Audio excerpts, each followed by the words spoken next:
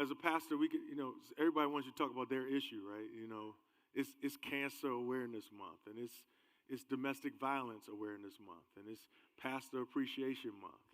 I said it's Pastor Appreciation Month. I said it's Pastor. Everybody's agenda is primary to them, but today I want to talk to you from the subject proverbial. That's my subject today, proverbial. And I'm using that subject because what I'm going to do is I'm going to read a couple of verses out of Proverbs chapter 15 if you want to follow along in your Bible or your Bible app. And I'm not going to exhaust or examine the verse per se and unpack it for what it means hermeneutically.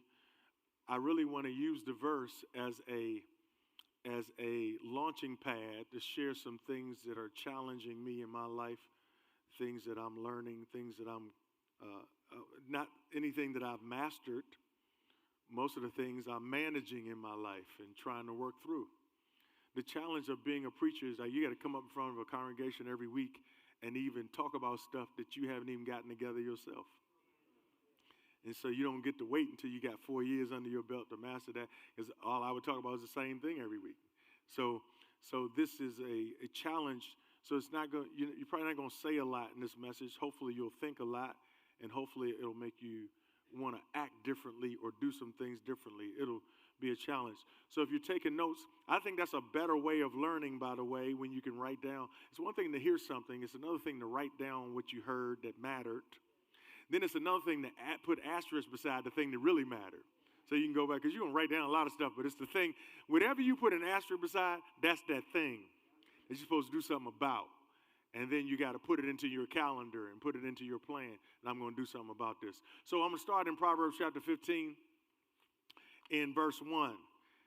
And I'm going to talk about three different things. I'm going to use three Proverbs, three verses in this chapter to talk about three different topics. And the first one is, verse says, a gentle answer deflects anger, but harsh words make tempers flare. So a gentle answer, there are two types of responses given in this verse. First, there's a gentle answer, and then it says what that does. It deflects the anger. Then it says there's a harsh word that you can respond with, and it makes matters worse. It escalates things. And we're all put in positions in life where we can do one of each.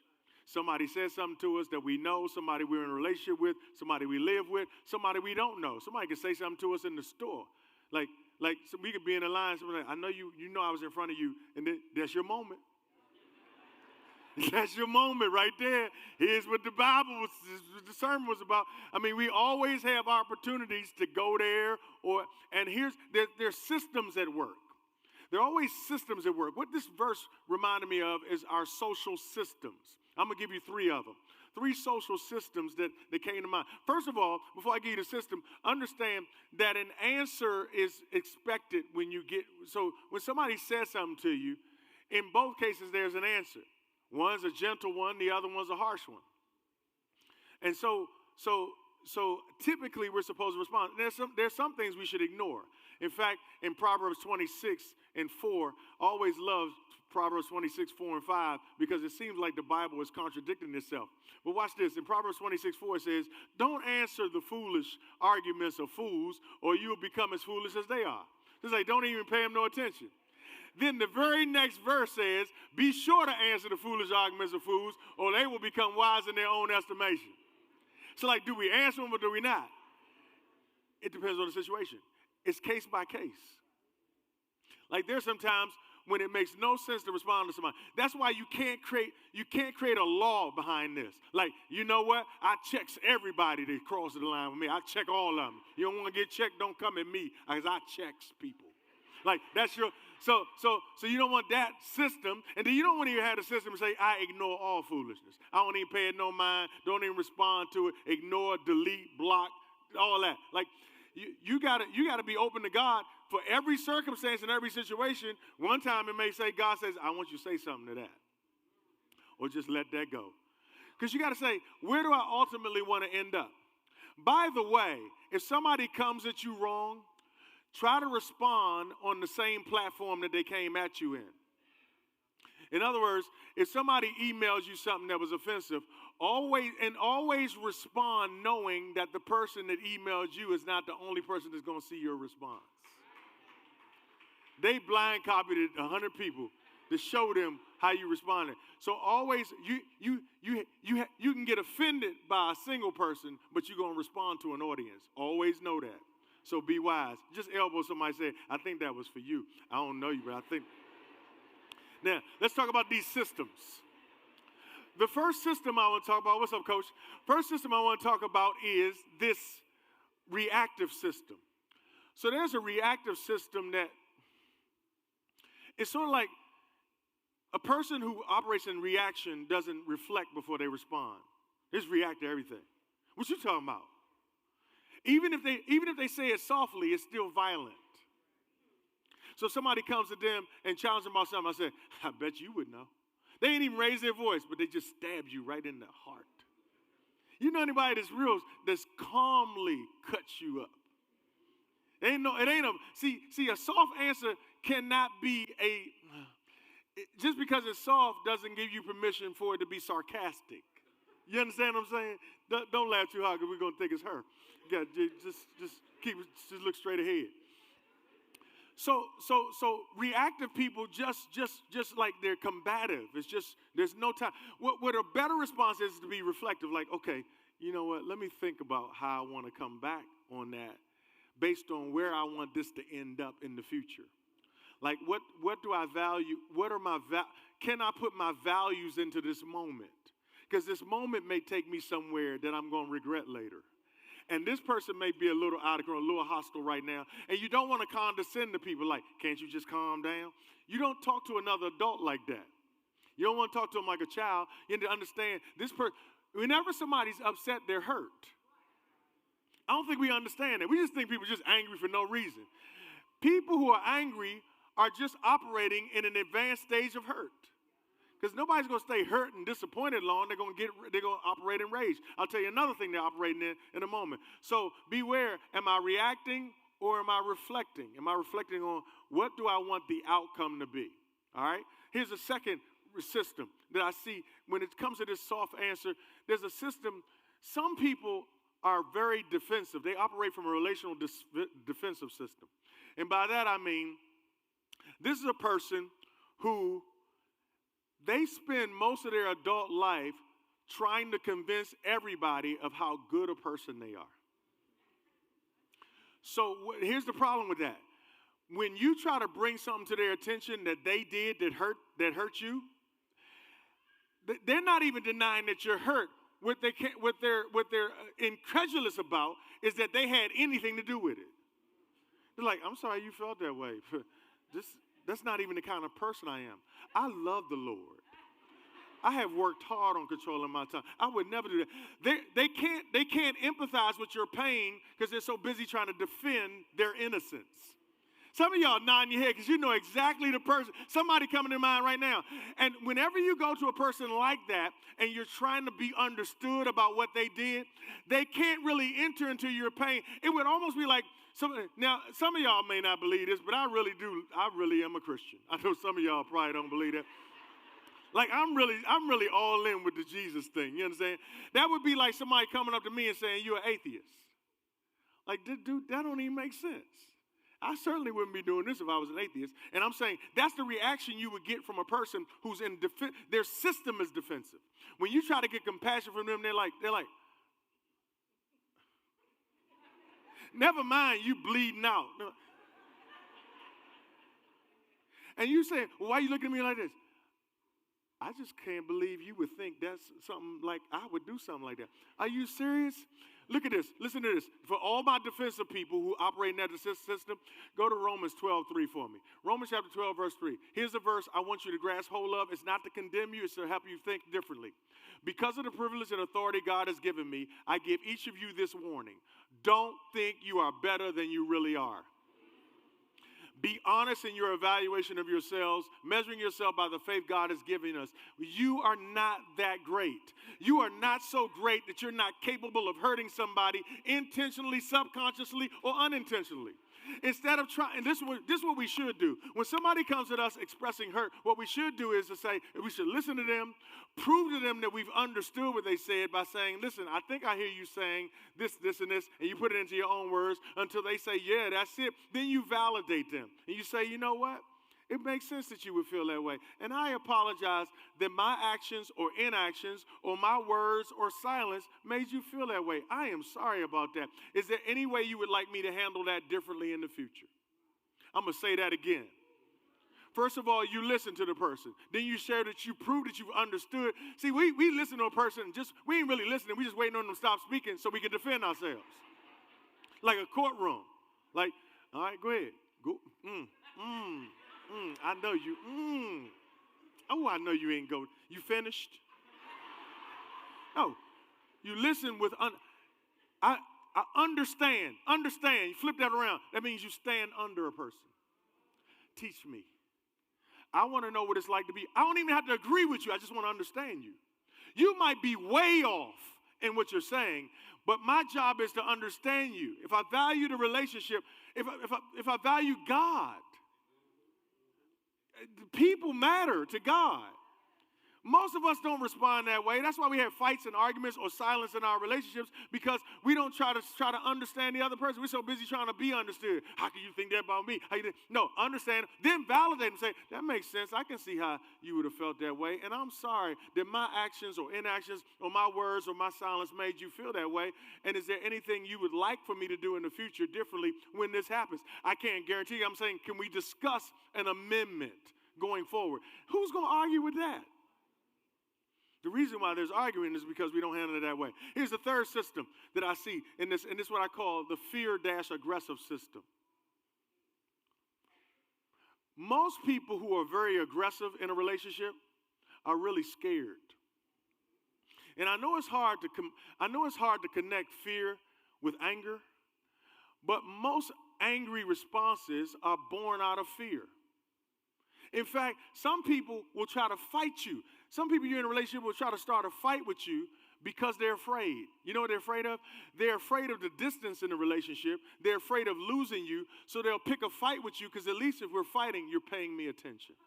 I know it sounds dysfunctional because the last thing you would think you would be doing to me if you want me to stay is to fight me. But it's not logical, it's emotional. In fact, I can prove it to you. Some of you may not believe this, but the next time you're angry, instead of asking yourself, why am I angry, which you should, I say an even better question is, ask yourself why you're afraid.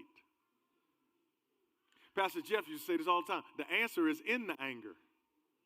Ask yourself, why am I afraid? What am I afraid of? You say, well, Keith, how can you say I'm angry, I'm afraid? I'm saying anger is fear in its grown state, in its expression. Anger is a protective of fear. Let me give you an example. How many of you have been in traffic? By the way, you ever notice when you're in a rush somewhere, you always end up behind somebody, there ain't no rush? They put on their turn signal, don't turn. They turn without putting on a turn signal, going all slow, causing congestion. It's traffic, it's construction. You ever how many of you have gotten mad while you were driving, right? Watch this now. What are you afraid of? I'm afraid I ain't going to get to where I'm supposed to get on time. I'm afraid they're going to start without me. I'm afraid I'm going to miss an opportunity. I'm afraid I ain't going to get a seat in the main sanctuary. Y'all ain't going to help me with this. I'm afraid I'm going to end up in overflow. You understand what I'm saying? Because some of y'all rather jump in hell than to sit in overflow. You're like, I ain't sitting in overflow. I've been here 12 years. I ain't sitting in overflow. So I'm afraid I might lose my job. I'm afraid I might get penalized. I'm afraid they won't respect my presentation because I showed up late. I'm afraid of all that, right? That's what's driving the anger. But if you can look at the fear and say, you know what? What's so bad about overflow? Should I be afraid of it? And what's so bad about I'm doing my best? See, if you can reduce the fear, the anger will go down. Is this too much for y'all this morning? Let me move on to something else that triggered me. So I'm reading through the Proverbs. These verses kind of like, they trigger me. Like you ever had something trigger you? So this is what the next verse did for me. In verse 6, it says something interesting. It says, there is treasure in the house of the godly, but the earnings of the wicked bring trouble. And I said, there's a difference between wicked people and godly people and money. Now, because I know how some of us are, we don't want to be called wicked. So let me do it like this. Instead of saying wicked and godly, let's call it wise and foolish. Because we'd embrace, I'm foolish, but I ain't wicked. So let's go with that. It made me have a financial conversation and what I'm trying to learn and understand about money. And how wisdom and ignorance, or wisdom and foolishness, because you don't want to call anybody ignorant either. How money, let me do this. Anybody here got a large bill? Like 100 or something, large bill? You got a large one? Can I use it for this, just to illustrate? I will give it back. Do you have it on you? No, I don't. Oh, she said, you know what she's thinking she got a large bill to pay. She's like, I got a large bill. And the reason why she raised her hand is because she's seen our church pay people's bills and buy people cars and stuff. So when she said, do you have a large bill? She's like, she's still taking notes. She ain't even looking. I got a large bill. Who has like $100 bill? Okay, let me have it. Can you bring it up here? That was good. You got it. This 100? What is it? She said, it's 100 and I want it back.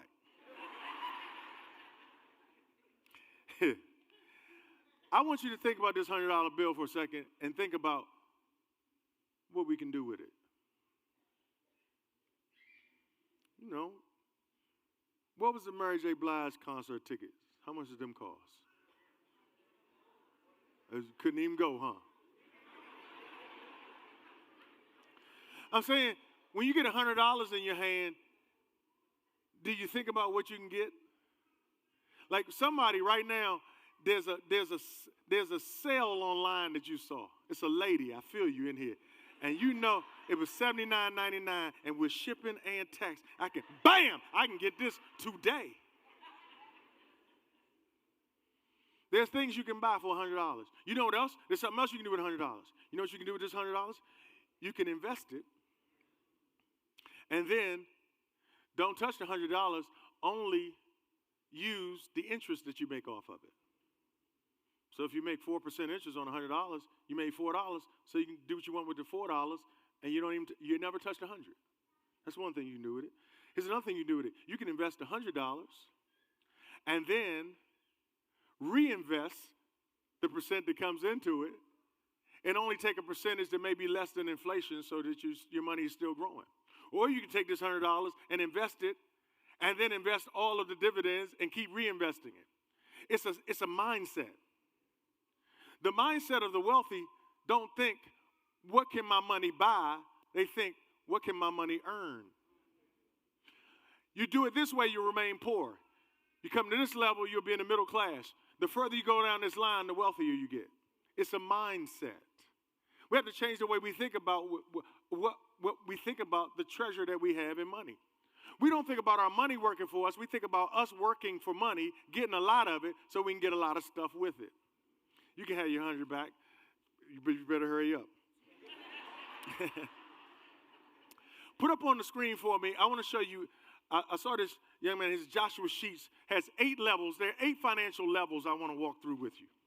I'm not going to write them on here, but I want you to look at these. You can take a picture of it or you can write them. But I wish I had one of them red dot things. Anybody got one of them? Do they still make those? Anyway, let me just talk through them. So level 1 is financial dependence. And financial dependence means that you do not have enough money to take care of yourself. That some system, some program, or some parent or some partner is helping to finance your life. So you're dependent upon somebody's helping to pay for your expenses. It may be the government. It may be a parent. It may be a partner. But you're financially dependent. Level 2 is financially solvent. And that means you are able, with your own income and revenue stream, to pay for all of your bills by yourself without government assistance, parental assistance, partner assistance. You got it on your own. Nobody's paying for your insurance, and then somebody paying for your cell phone for you, or somebody went half on your car note. Now, it also means you pay all your bills on time. Even if it's credit card debt. It doesn't mean you're not in debt. It just means you make the minimal payment every month. All right? That's being financially solvent. And by the way, many of us have lived in such a poverty mentality that this is our life goal, to hit that level. I just want to be on my own. You don't want to have nothing else. Just want to be on my own. Just want to make enough to pay my bills. Level 3, financial stability is when you don't just have enough money to pay all of your bills on time, even if you're paying debt and paying interest on the debt and the interest is accruing on it. It also means when you're financially stable that you also have something called margin. You also save money, which means you have some kind of fund set aside, which is very critical, by the way, because life happens, and if you don't have some kind of money you can go to for an expense that you weren't expecting, you can go right back up this line and be dependent again because you can't pay your bills on time. Having cushion is critical. Ooh, that's a good statement. Having cushion is critical. It's also having financial stability puts you in a place where you can seize opportunities. A lot of us can't move on opportunities because we don't have any money to work with. We don't have any money to move on opportunities. That's called an opportunity cost. Now, watch this. Every one of these sections, there's places in between you can be. I want you to start looking at, where am I on this continuum? Level 4 is debt freedom. Let me talk about debt for a second. Debt freedom. Now, not all debt is equal. I get that. When you have consumer debt and you have debt on depreciating assets, that's not wise debt. There is some debt you can have that's a kind of an investment in something that's going to give you a return on your investment that's a better quality of debt. But by and large, for the most part, debt is an inhibitor to wealth creation. Especially in this world in which we live, where we are so committed to buying stuff like a house. Let's say for a house, for example. Somebody buys a house, because that's their American dream, to get a house. I want to own my own house. I want to own my whole house. And we look at that as if it's such a phenomenal investment. Well, it all depends on how the market's going. It all depends on how much house you get. Instead of us trying to go qualify and get as much house as we can, like we want to get a $1.8 million house because we can afford it. Now here's the thing. That's no longer a wise investment because it's now a luxury expense. Because you don't even need that much house. Now you got to furnish. You can't have a Potomac house and a Potomac Avenue setup. Now you got to put Potomac stuff in there. Now you got to have Potomac people over. Now you got to have guests. You can't get your furniture from down the thrift store now. Now you got to go up to the place to go get the stuff now. And now you got to have a decorator come in and put custom curtains on the window. Now you got to put all this money into it. Now you can't have your grass looking nasty because you don't want to look ghetto because you're in a nice neighborhood. Now you got to have somebody come in and landscape it and trim and edge and cut and weed kill and all that. And all the expense. Now you try to make it seem like it was a wise investment, but it's draining you. Here's another tricky debt, is student loans. There are people listening to me right now that are hundreds of thousands of dollars in upside down in student loans. And here's why the financial industry loves student loans, is because you can't get out of them. Who wouldn't want to give a loan that the person can't get out of? A student loan will follow you to your grave. You can't claim bankruptcy. You can't say I was crazy, I was mentally ill, I ain't mean to do that. They coming to get that. Even if you was 18 when you got the loan, which is how divisive it is. They're getting kids in this kind of bondage because they want to go to these great schools and get these educations that's not even getting them jobs. Ooh, I can stay on that all day. Debt freedom. Not having any commercial consumer debt. Number 5 is financial security. Financial security, watch this, by definition, is when you can be solvent, pay all of your bills on time, not have any debt, and you can do that off of the dividends off of your investments. That is when you're not even living off your salary, you're living off your investments. That's financial security. Now, you say, well, how can you do that? Well, there was a study that came out, the Trinity study came out that says all you need, you have to have times 25 your annual financial need will allow you to live. If you can live off of 4% of your investment portfolio, in other words, let's say you only need $40,000 to operate and live. All you need is $1 million that's paying you 4% interest, and you're financially secure. You don't have to work anymore. Well, with inflation, it's going to make you have to do something. But anyway, people who are financially secure usually don't retire because people who are financially secure are usually doing something that they enjoy. People retire from stuff we don't like. But most people don't get to financial security doing something you don't like. You got to understand this. Your passion is your greatest pathway to wealth. That's good. That's why the rich keep getting richer and the poor keep getting poorer. The poor keep getting poorer because poor people ain't even doing what they're passionate about or what they love, and their habits with money are so poor. But even though I know most of us operate somewhere between 1 and 2 and maybe 3, I want to lift the thinking of our church to such a degree that if there was ever a need in this church where I said I need everybody here to write a $1,000 check because of an emergency need that exists in our congregation or something like that, where everybody pull their checkbook out and say, who we make it out to, Pastor? But most people, I said that and say, $1,000? What? I'm saying we got to go up higher than that. And it's not a white or a black thing. It's really a green thing. It's a mentality. Lord, shake my mind up. The word capital comes from the Latin word head. All money starts in your head. How do I think about money? Financial security. The next one is financial independence. Did I put financial independence? Is when my assets or my interest or my dividends from my investments not only pay for my necessities, it pays for my luxuries. That I don't have to use any of my salary. I can use my money off the investments to live at the same level. Because you know a lot of people retire, but they like, well, don't cut that light off. And I ain't mad at you because I ain't even retired. But you know, you retire, you be like, whoa, whoa, whoa, whoa.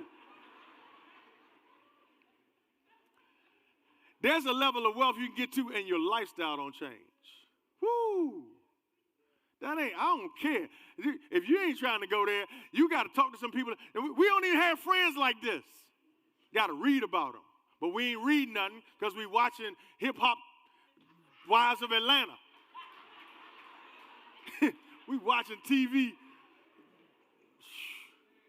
It's wasting time. 7, financial freedom. Financial freedom is when you have so much money coming off your dividends, you can live your dreams, not just your luxury. You say, your bucket list starts disappearing. Financial abundance is when you have so much money, you don't even know what to do with it. I don't know who's going to get it. I don't know who I'm going to pass it on to, and you can give generously. So my question to you is, where are you on this continuum? Where are you? Think about where you are. And what do you need to start doing, stop doing, or continue doing to go to the next level? Where are you? What do you need to start doing, stop doing? For some people, it's just stop blowing money. Get tight. Get stingy. Stop we like looking like we got money. You win best dressed, you won. If your portfolio was your closet, you'd be a zillionaire. But it's all depreciating. It doesn't even hold its value. Anyway, think about where you are, what I need to start doing, stop doing, continue doing to go to the next level. I want to go back to the systems for a second. What time am I supposed to stop? Did they ever start the clock? Okay, I don't know. Let me go back to the systems. When I told you about the 3 systems, reactive system, defensive system, the fear aggression system, here's what I want to ask you. What are some ways you can be more reflective in your relationships than reactive? And here's an important one.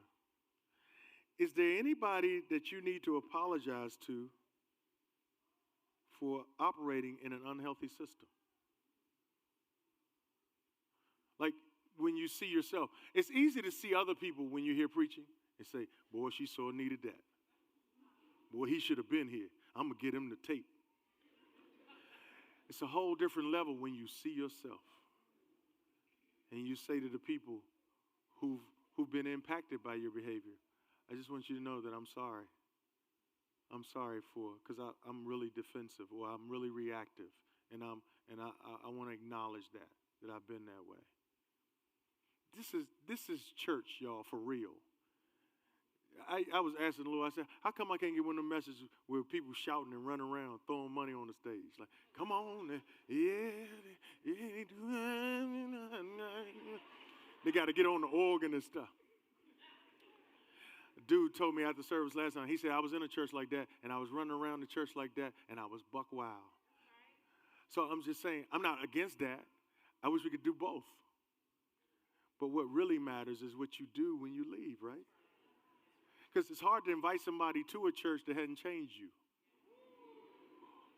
Why am I looking anywhere in that area over there? Here's my third area, Proverbs 15:17. It says, a bowl of vegetables with someone you love is better than steak with someone you hate. That kind of makes sense. So my inclination is to talk about that from the standpoint of who you spend time at the table with. But what I really want to, because I'm not trying to examine the passage, what I really want to talk about is nutrition. Because the verse talks about vegetables and steak, and I'm not going to make a case for eating meat or not eating meat, but I do think it's important what we put in our bodies. In fact, I want to talk about when we eat and what we eat and why we eat. What we eat, when we eat, why we eat. I'm saying this, y'all, because anybody that's my age or over, we remember a time when we've heard of people who died of old age. How many of you used to hear that? Remember we used to hear people die of old age? You don't hear that anymore. People don't die of old age anymore, they die of disease. And most disease can be tracked to diet. It's what we're putting in our bodies.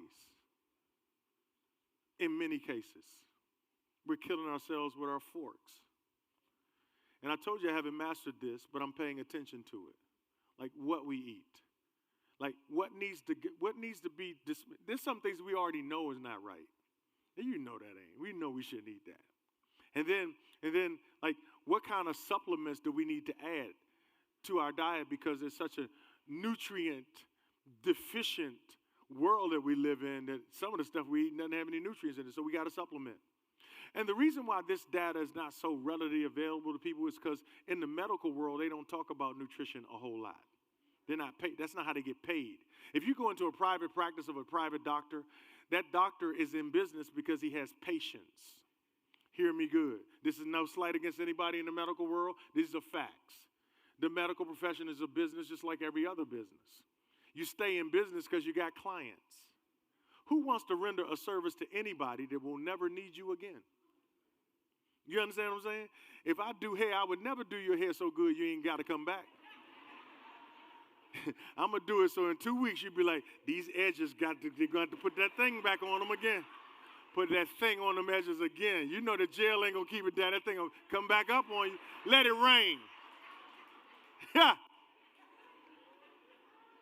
There's not a pedicure, manicure, a car wash, none of that stuff that lasts forever. People are in business because they have clients that come back. I'm not saying certainly not saying the doctor wants to see you die. But what benefit is it of the doctor if you're so well you never have to come back? If I'm in practice treating illness, I need ill people. And the way people are paid in the medical world, you get fees for service. The services you get fees and payment for is pills and procedures. Hear me. You don't get paid for counseling somebody for lifestyle changes that make them well. If we change the way people got paid and they got paid for people who were well, that would be different. No, you get paid for writing up the prescriptions and doing the procedures. Do y'all hear what I'm saying?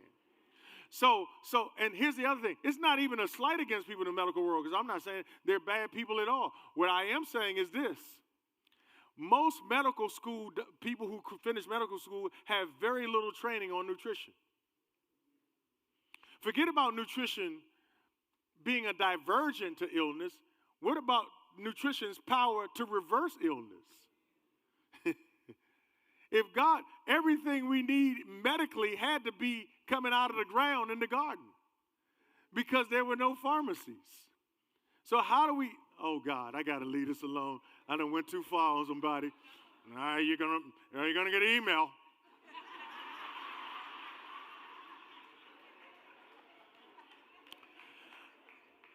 Here's what I know about church.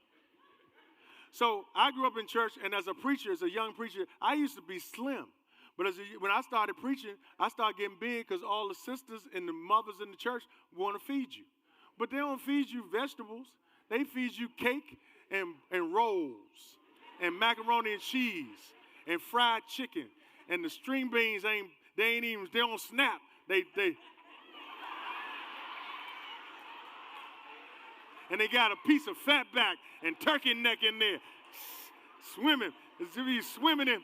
Ain't nothing. It's like a pot of high blood pressure. Most of the deacons and officers were on walkers. Most people in there have hypertension. Most people have diabetes. Everybody in there sick, and everybody love the Lord. And so, why you eating like that? Because I got my high blood pressure medicine. I got my cholesterol pill right here. Got my stuff right here for my sugar.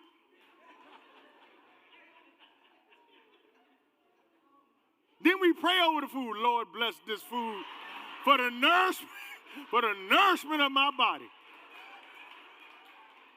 Now, how schizophrenic is that?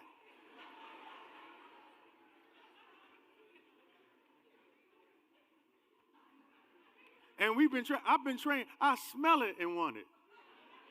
How many, even if you're a vegetarian, I know you smell Popeyes, you be saying, Lord, have mercy. Where is it? Where is it? But you can't smell raw vegetables.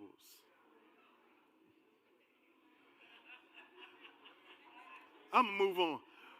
I'm talking about when we eat. I can talk about that till we go home. When you eat is important too.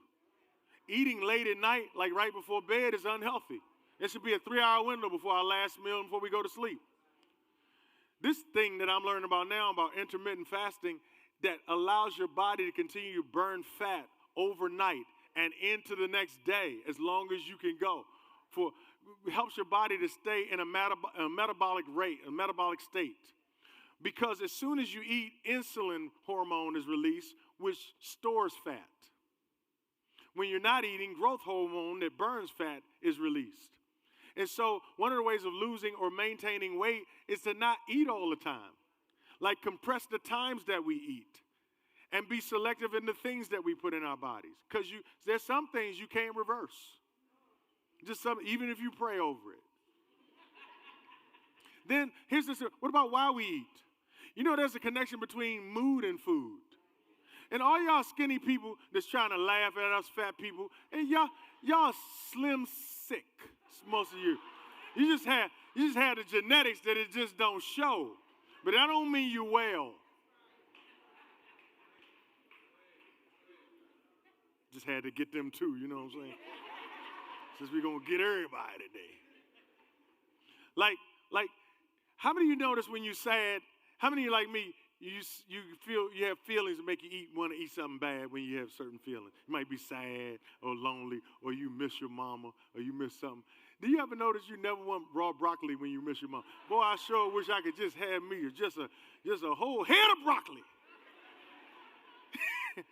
Like, you want something else, pizza, ice cream. And then here's the cycle. The emotion that made me want to eat it introduces me to an emotion of guilt and shame after I eat it, which sends me through this cycle of emotional eating and depression, and emotional eating and depression. And we become actually addicted to that cycle. So here's my question. What do I need to add to my diet, and what one thing will I get rid of? Don't just try to go in your house and you just clean out the cupboards and you ain't got nothing to eat in there. Like, start eliminating one thing.